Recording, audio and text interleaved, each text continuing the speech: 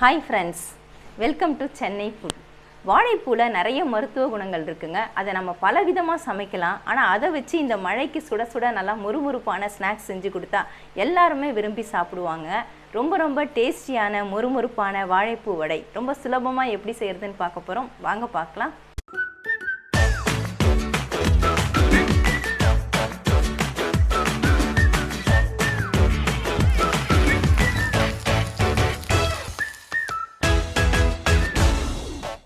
வாழைப்பூ வடை செய்கிறதுக்காக நான் 250 கிராம் அளவுக்கு கடலைப்பருப்பு எடுத்துருக்கேங்க. இந்த கடலைப்பருப்பை நம்ம வேற ஒரு பவுலுக்கு மாற்றிட்டு ஊற விட போகிறோம். கடலைப்பருப்பு ஊறுறதுக்கு தேவையான அளவுக்கு நம்ம தண்ணி சேர்த்து விட்டுக்கலாம். நல்லா பருப்பு முழுகிட்டு மேலே கொஞ்சம் தண்ணி நிற்கிற அளவுக்கு சேர்த்துக்கோங்க. இந்த கடலைப்பருப்பு பார்த்தீங்கன்னா 3 மணி நேரம் ஊறணும். இதை அப்படியே மூடி போட்டு விட்டுடலாம். கடலைப்பருப்பு ஊறுறதுக்குள்ளார நம்ம வாழைப்பூவை ரெடி பண்ணிக்கலாம். இந்த வாழைப்பூ பார்த்தீங்கன்னா எங்கள் வீட்டு வாழை மரத்தில் கொலை விட்டுருந்தது. அதுலேருந்து தான் நான் அறுத்துருக்கேன். அது வீடியோ எடுக்கலான்னு பார்த்தேன், எடுக்க முடியல, மழை பெஞ்சிட்டு இருந்ததுனால. இப்போ இந்த வாழைப்பூவில் தேவையான அளவு தான் நம்ம பிச்சு எடுத்துக்க போகிறோம். நிறைய பேருக்கு பார்த்தீங்கன்னா வாழைப்பூ சுத்தம் பண்ணுறது தெரியாது. நிறைய பேர் அப்படியே இந்த தண்டோட இந்த தோலோடலாம் சேர்த்து செய்வாங்க. அது ரொம்ப துவர்ப்பு அதிகமாக இருக்கும். அதனால் நான் அந்த தோலை எப்போவுமே எடுத்துக்க மாட்டேன். இந்த மாதிரி பிரிச்சுட்டு இந்த பூவை மட்டும் தான் நம்ம பிரித்து எடுத்துக்கணும்.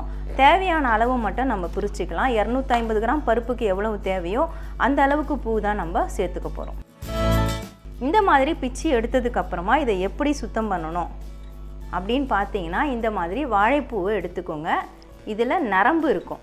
இந்த நரம்புன்னு எப்படி கண்டுபிடிக்கிறதுனா, இந்த மாதிரி குண்டாக இருக்கும். அதோட நுனி பகுதியில் குண்டாக இருக்கும்.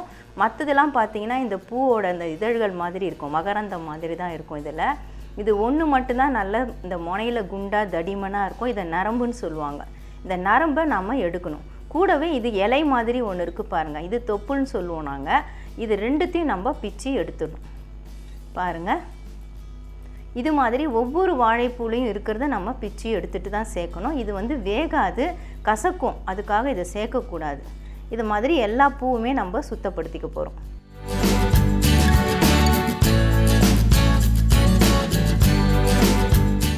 கடலைப்பருப்பை ஊற வச்சு 3 மணி நேரம் ஆயிடுச்சுங்க.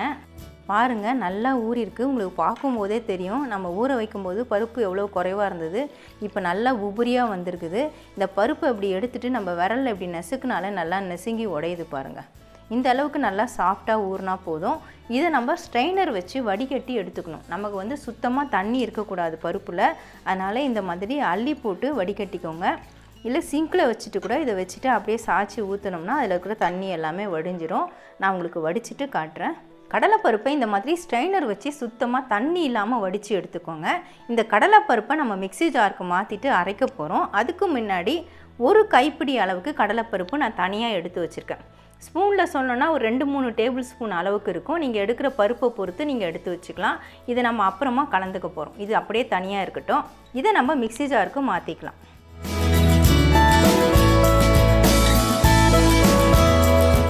மிக்ஸி ஜாருக்கு மாற்றினதுக்கப்புறமா இதில் நாம் சோம்பு சேர்த்து விட்டுக்கலாம். நான் 2 டீஸ்பூன் அளவுக்கு சோம்பு சேர்த்துக்கிறேன். சப்போஸ் உங்கள்கிட்ட சோம்பு தூள் இருந்ததுன்னா 1 டீஸ்பூன் அளவுக்கு சேர்த்துக்கோங்க. இதை நல்லா கொரகொரப்பாக நம்ம அரைச்சி எடுக்கணும். ரொம்ப நைஸாக அரைக்கக்கூடாது, கொரகொரப்பாக இருக்கிற மாதிரி அரைச்சி எடுக்கணும். நான் அரைச்சிட்டு உங்களுக்கு காட்டுறேன். கடலைப்பருப்பை இந்த மாதிரி நல்லா கொரகொரப்பாக அரைச்சி எடுத்துக்கோங்க. அதாவது 1-2 அரைக்கிறதுன்னு சொல்லுவாங்க. அதுக்காக ரொம்ப கொரகொரப்பாக இருக்கக்கூடாது. மாவை இப்படி சேர்த்து பிடிச்சோம்னா நமக்கு ஒன்றா சேர்ந்து வரணும். இந்த மாதிரி கொரகொரப்பாக அரைச்சி எடுத்துக்கோங்க. இதை நான் பவுலுக்கு மாற்றிக்கிறேன். அரைச்ச கடலை மாவு பவுலில் மாற்றியாச்சுங்க. இப்போ வாழைப்பூவை நம்ம நறுக்க போகிறோம். நான் வாழைப்பூ பார்த்தீங்கன்னா இந்த அளவுக்கு நான் எடுத்துருக்கிறேன். அதில் இருக்கக்கூடிய நரம்பு எல்லாத்தையும் எடுத்துட்டு சுத்தமாக அலசி தண்ணி வடித்து வச்சுருக்கேன். இந்த வாழைப்பூவை நீங்கள் முன்னாடியே நறுக்கிறதா இருந்தால் நம்ம மோர் கலந்த தண்ணியில், இல்லைனா எலுமிச்சம்பழம் சாறு புழிஞ்ச தண்ணி, இல்லைனா சால்ட் வாட்டர் இதில் போட்டு வைக்கணும். நம்ம அதில் போட்டுட்டு எடுக்கும் பொழுது ஈரப்பதம் அதிகமாகிட்டு வடை நம்ம தட்டுறதுக்கு கஷ்டமாயிடும். அதனால் நான் எப்போவுமே என்ன பண்ணுவேன்னா வாழைப்பூவை அலசி தனியாக எடுத்து வச்சுருவேன். கடைசியாக நான் நறுக்கிட்டு அதில் சேர்த்துக்குவேன். ஏன்னா நம்ம எந்த தண்ணிலையும் போட வேண்டிய அவசியம் இருக்காது. அதனால் இப்போ பொடிசாக நறுக்கிக்கிறேன். இந்த மாதிரி பொடியாக நறுக்கிட்டு நறுக்குனதை எடுத்து நம்ம அந்த மாவில் சேர்த்து விட்டுடலாம். இது மாதிரி உடனே நறுக்கி செய்கிறதுனால வாழைப்பூ கருத்து போகிறதுக்கான வாய்ப்பு இல்லை. இதே மாதிரி எல்லா வாழைப்பூவும் நான் கட் பண்ணி இந்த மாவில் சேர்த்துக்க போகிறேன். வாழைப்பூவை நறுக்கி சேர்த்ததுக்கப்புறமா ஒரு மீடியம் சைஸ் வெங்காயத்தை நான் பொடிசாக நறுக்கி வச்சுருக்கேன், அதையும் சேர்த்துக்கிறேன். ஒரு பச்சை மிளகாயை நான் பொடியாக நறுக்கி வச்சுருக்கேன், அதையும் சேர்த்துக்கிறேன். கொஞ்சமாக கொத்தமல்லி தழை பொடியாக நறுக்கி வச்சுருக்கேன், அதையும் சேர்த்துக்கிறேன். நம்ம எடுத்து வச்ச கடலைப்பருப்பு அதையும் சேர்த்துக்கலாம். இது மாதிரி சேர்க்கறதுனால வடை நல்லா மொறுமொறுப்பாக இருக்கும். ஒரு டீஸ்பூன் அளவுக்கு இஞ்சி பூண்டு விழுது அதையும் சேர்த்துக்கலாம். இல்லைனா இஞ்சி பூண்டை நீங்கள் இடிச்சிட்டு கூட சேர்த்துக்கலாம். கொஞ்சமாக மஞ்சள் பொடி, அரை டீஸ்பூன் அளவுக்கு நான் சால்ட் சேர்க்குறேன். எல்லாத்தையும் நல்லா கலந்து விட்டுக்கலாம். இதில் சுத்தமாக தண்ணி சேர்க்கக்கூடாது. அந்த ஈரப்பதம், மாவோட ஈரப்பதம் இந்த வெங்காயம் வாழைப்பூ இதோட ஈரப்பதத்திலே நல்லா மிக்ஸ் பண்ணிக்கணும். இந்த மாதிரி நல்லா மிக்ஸ் பண்ணி விட்டுக்கோங்க. மிக்ஸ் பண்ணதுக்கப்புறமா நம்ம கொஞ்சமாக கையில் மாவு எடுத்துட்டு இந்த மாதிரி அழுத்தி பிடிச்சா நல்ல பால் மாதிரி நமக்கு வரணும். ஈஸியாக பிடிக்க வருது பாருங்கள்.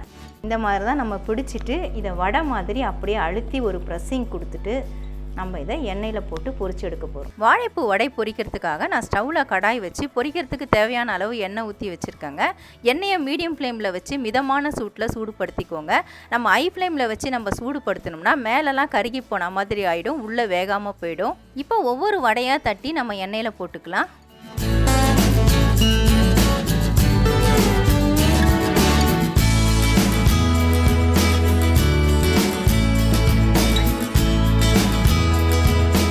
கொஞ்ச நேரம் அப்படியே விட்டுட்டு அதுக்கப்புறமா நம்ம திருப்பி விடலாம். உடனே கரண்டியை போட்டு நம்ம தொழாவி விட்டால் வடை எல்லாமே உடஞ்சி போயிடும்.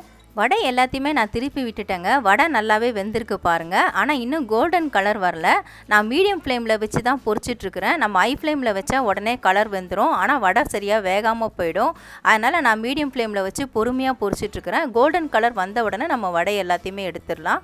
வடை எல்லாமே இப்போ நல்லா கோல்டன் கலரில் வந்துருச்சு. உங்களுக்கு பார்க்கும்போதே தெரியும் பாருங்கள், நல்லா கலர் வந்திருக்கு. இதுக்கு மேலே நம்ம விட்டோம்னா இன்னும் கலர் மாறிடும். அதனால் இப்போ எல்லா வடையுமே எடுத்துடலாம். நல்லா எண்ணெய் வடியை விட்டுட்டு பிளேட்டுக்கு மாற்றுங்க. இந்த சத்தத்திலே தெரியும் எவ்வளவு மொறுமொறுன்னு இருக்குன்னு. இப்போ நான் பிளேட்டுக்கு மாற்றிக்கிறேன். நல்லா முறுமுறுப்பான வாழைப்பூ வடை ரெடி ஆகிடுச்சிங்க.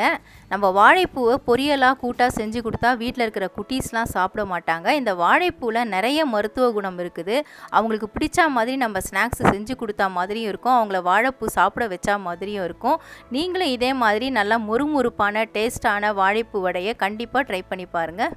முறுமுறுப்பான வாழைப்பூ வடை எப்படி செய்கிறதுன்னு வீடியோவில் பார்த்துருப்பீங்க. ரொம்ப சுலபமாக செய்யலாம். கண்டிப்பாக நீங்களும் ட்ரை பண்ணி பாருங்கள். உங்களுக்கு இந்த வீடியோ பிடிச்சிருந்தா லைக் பண்ணுங்கள், ஷேர் பண்ணுங்கள், சப்ஸ்கிரைப் பண்ணுங்கள். பக்கத்தில் இருக்க பெல் ஐக்கானை கிளிக் பண்ணிக்கோங்க. அதில் ஆல்னு ஒரு ஆப்ஷன் காட்டும், அதையும் கிளிக் பண்ணிக்கோங்க. நன்றி, வணக்கம்.